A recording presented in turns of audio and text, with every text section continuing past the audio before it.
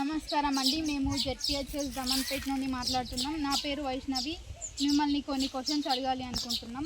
ఇప్పుడు మీరు వ్యవసాయం చేస్తున్నారు కదా, ఇప్పుడు మీరు ఏ వ్యవసాయం చేసినా ఎలాంటి చెత్త ప్రొడ్యూస్ అవుతుంది? యూరియా వాడతాము. యూరియా వాడితే యూరియా వల్ల సంచులు ఉంటాయి, చెత్త ఒకటి. పురుగు మందు వాడితే కెమికల్ సంబంధించింది, డబ్బాలు ప్లాస్టిక్, ఇండియన్ గోల్డ్ వాడతాము, కవర్స్ ఉంటాయి ప్లాస్టిక్. అవన్నీ మీరు ఏమేమి చేస్తారు, అంటే ఎక్కడ వాడేస్తారు?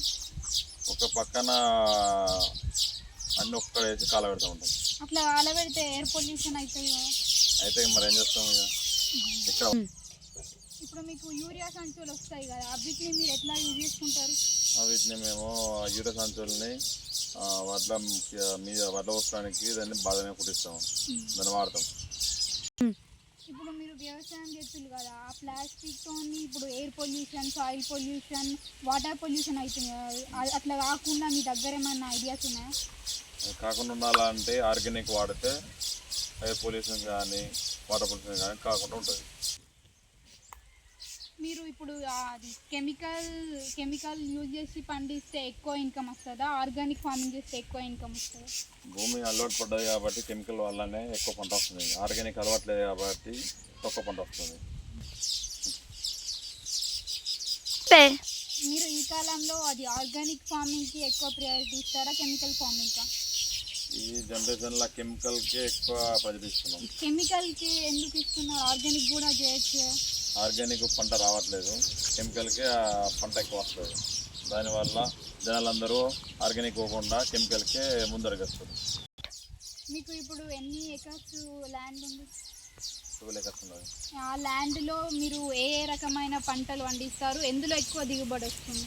ఇప్పుడు ప్రస్తుతానికి అయితే వరి పంట ఎక్కువ పండిస్తున్నాము.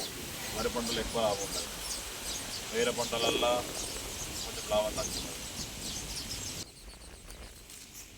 ఇప్పుడు పంటలు వేయకముందు ఇప్పుడు సాయిల్కి మీరు బలంగా ఉండడానికి ఎట్లాంటి మందులు యూజ్ చేస్తారు?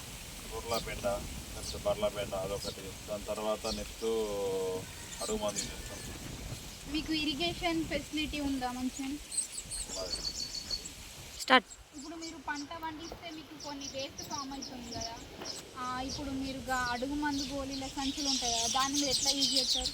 అడుగు మందు సంచుల గోళ్ళు అవి కాదు, ఇంటికి సంచులు ఉంటాయి కదా, అవన్నీ ఇన్స్టెప్ ఫామ్ చేస్తాం అన్నమాట. దానివల్ల మనకి ఏం యూజ్? దానివల్ల ఎయిర్ పొల్యూషన్ కాదు, వాటర్ పొల్యూషన్ కాదు, అవి సాయిల్లో వస్తే అవి అన్ని వేరే వేరే అనేది పట్టుకుంటాయి దానికి.